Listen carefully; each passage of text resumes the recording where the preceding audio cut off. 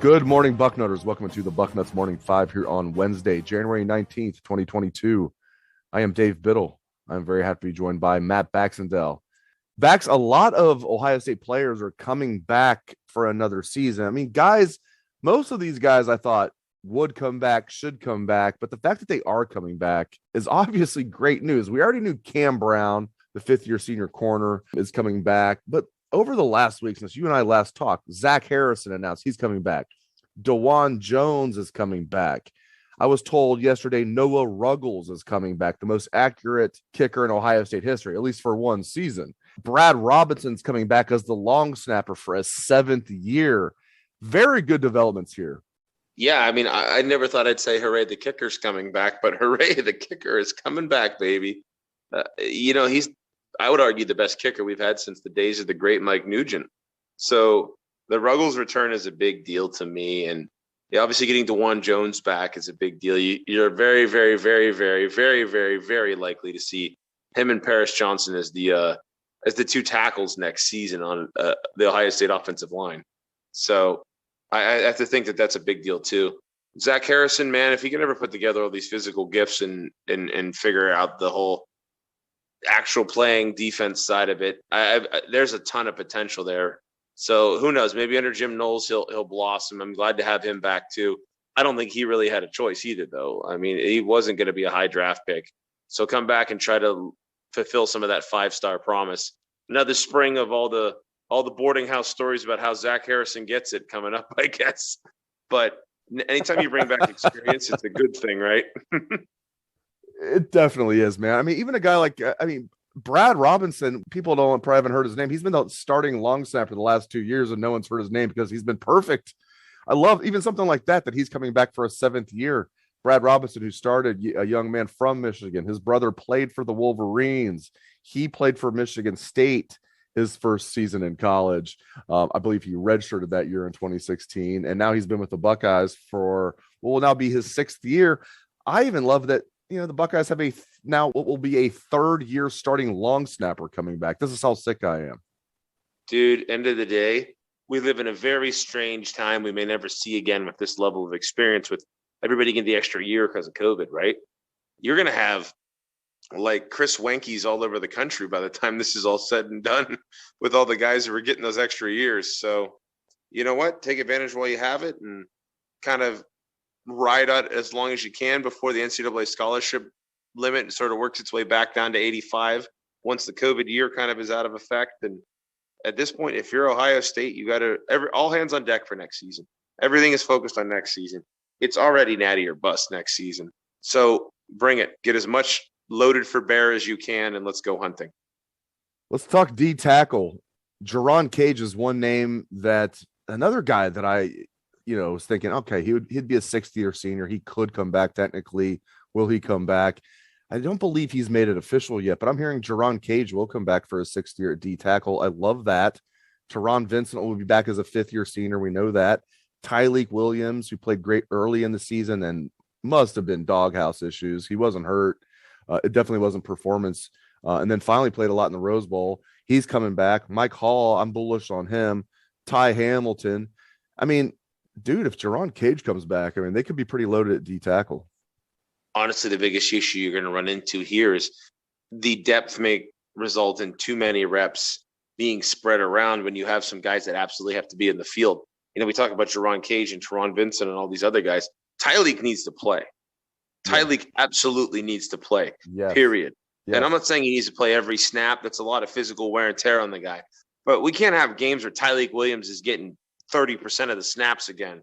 Hell no. That guy needs to be on I think he got 2 snaps against Michigan or something ridiculous like that. Yeah, which is idiotic when your line was on skates. But that's why the entire D staff outside of LJ got fired. But at the end of the day, you have JTT. You got Jack Sawyer. I'm glad Zach Harrison's back and all of these Javonte Jean-Baptiste and all these other guys, right? But dude, those two need to play because they're the best D linemen we have. Like all these seniors returning, it's kind of like, yay, but I hope you guys do a lot more than you did last year because the best D linemen were freshmen.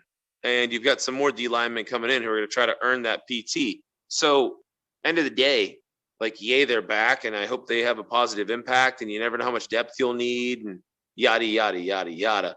But they better not take too many snaps away from the boys who need to play, and that's JTT, that's Sawyer, and that's Tyleek. Bax, I think the Buckeyes made a very great and under the radar hiring on their defensive staff. My goodness, when we thought they were done adding to their defensive staff, they were not. They have now added Matt Guerrieri. Matt Guerrieri was Duke's co-defensive coordinator and safeties coach for the last few years. He's an Ohio native. He was a graduate assistant at Duke under Jim Knowles, who's now Ohio State's defensive coordinator. Matt Guerrieri, I think this is fantastic. He is coming to Ohio State as senior defensive advisor and analyst, basically like what Paul Rhodes did, but on steroids. I'm sure he's going to be getting, we'll see what he's going to be getting paid. This is kind of like a new thing. It's not just an analyst and you're using that. It's senior defensive advisor and analyst. I imagine he would not have left Duke as co-defensive coordinator, safeties coach, unless he was getting some decent coin here. But besides the money, man, I don't really care about that. I love this hiring. Dude, we're finally doing what Ohio State should have been doing for years. How many years have we complained that Bama has like a shadow staff every year, right? They're like, oh, yeah, well, that guy was a D coordinator and that guy was a D coordinator, and they're all graduate assistants this year. Yeah, right. This is Ohio State using its money to flex. And by the way, it's a great gig if you're one of those coaches who maybe wants to take a year away from recruiting because you can't technically recruit.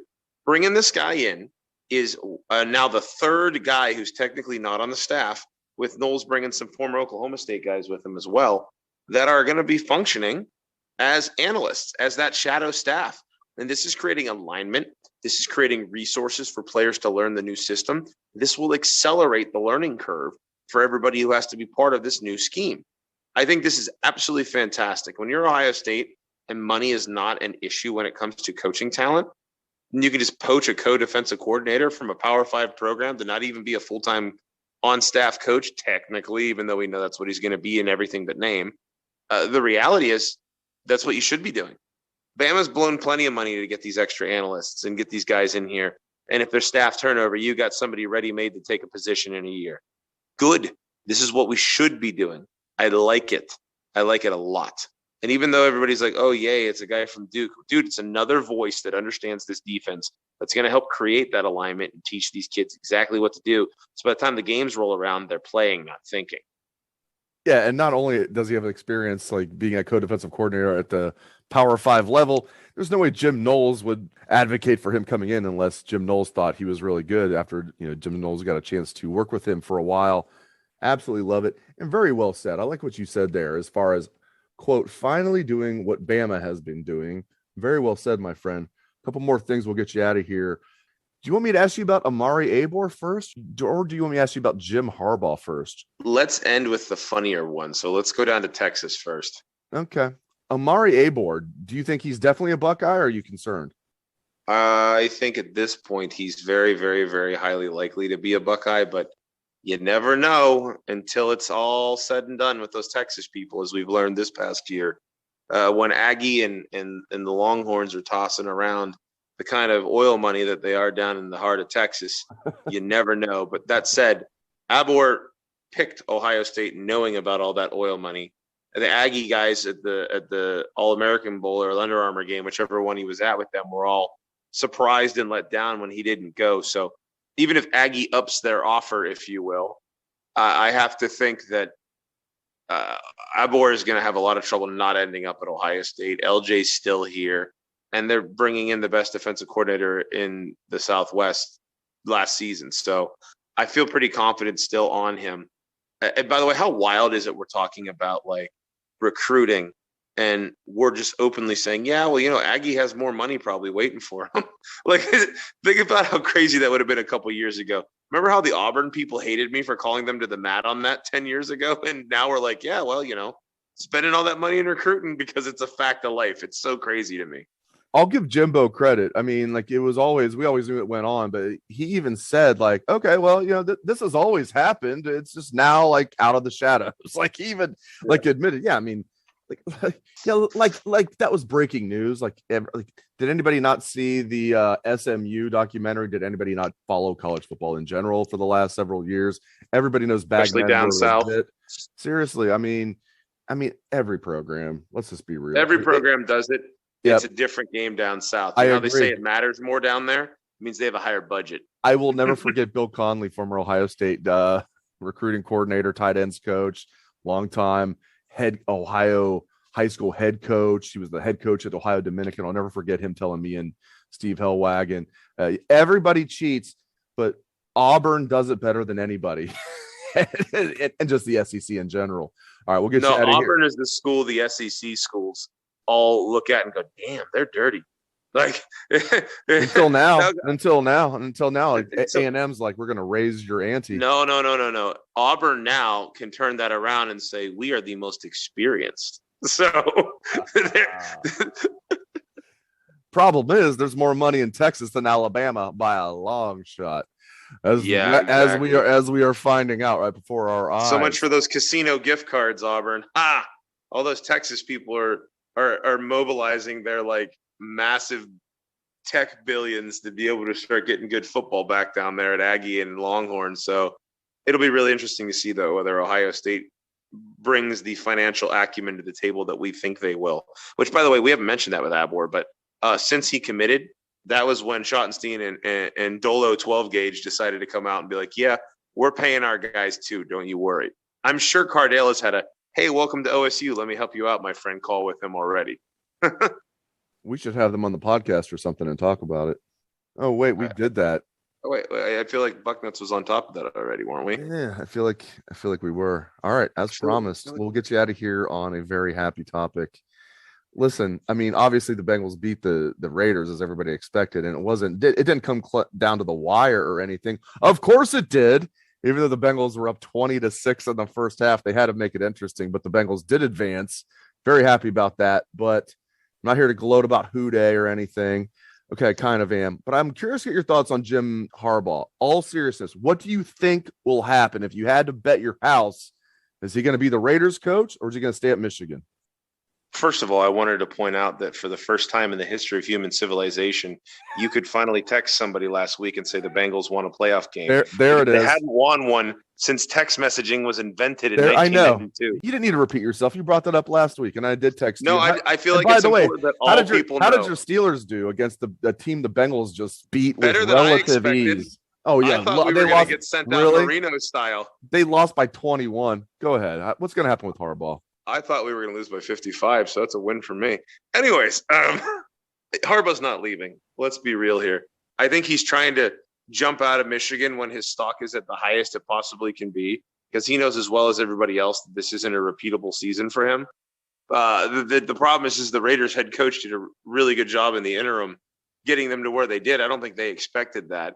And I doubt Harbaugh goes. And if he does go, I think they're dumb enough to hire Josh Gaddis, which would be even funnier. But at the end of the day, I don't think Harbaugh's going anywhere. And frankly, he shouldn't. But here's the thing. If there ever was a coach who was enough of a snake to sneak out one win and then bolt, it's Jim Harbaugh. This is the same guy who folded last year and wouldn't play the game, has managed to play the last 2 games in Ann Arbor because of a pandemic that's once every 100 years. So I hope he doesn't leave, but I don't think he's going to leave, I think is my attitude on this one. I don't think that the NFL option is as realistic as he wants it to be. And I think part of this, too, is him angling for yet another raise. Because remember, he signed a donkey contract last year, which was essentially an acknowledgement that they didn't have the money to fire him and he had no other job prospects. So to me, I think there's a lot more going on here than Harbaugh just getting ready to leave for the NFL. If he does leave for the NFL, though, shame on him. And I will laugh when Michigan hires Gaddis because you know that's what's going to happen. Great stuff from the People's Champ, Matt Baxendell. You can catch his column every Sunday on Bucknuts. It is the bucket. It is must-read material. Thanks again to Bax. Thanks to all the listeners out there for doing the show. We appreciate that very much. Let's hear that Buckeye swag, best damn band in the land. Houday.